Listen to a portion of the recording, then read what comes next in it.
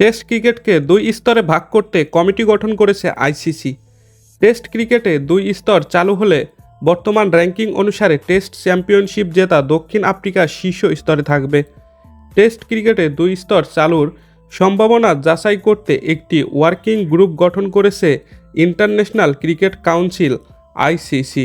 এই working group চলতি বছরের শেষ দিকে একটি প্রতিবেদন জমা দেবে, যার ভিত্তিতে টেস্ট ক্রিকেটে দুটি স্তর চালুর সিদ্ধান্ত নেওয়া হবে।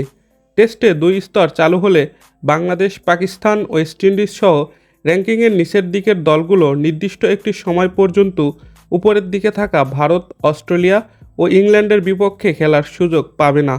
2027 সাল থেকে এই ব্যবস্থা চালুর সম্ভাবনা আছে।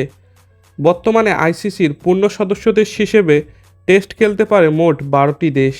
এর মধ্যে বিশ্ব টেস্ট চ্যাম্পিয়নশিপ খেলে 9টি।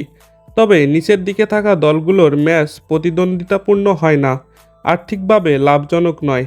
যুক্তরাজ্যের গার্ডিয়ানের খবরে বলা হয়, টেস্টে দ্বি-স্তর চালু করতে জোরালোভাবে আগ্রহী ক্রিকেট অস্ট্রেলিয়া। বর্তি চায় অস্ট্রেলিয়া, ভারত ও ইংল্যান্ড একে অপরের বিপক্ষে প্রতি 3 বছরে 2টি করে সিরিজ খেলুক, যা বর্তমানে প্রতি 4 বছরে 2টি হয়।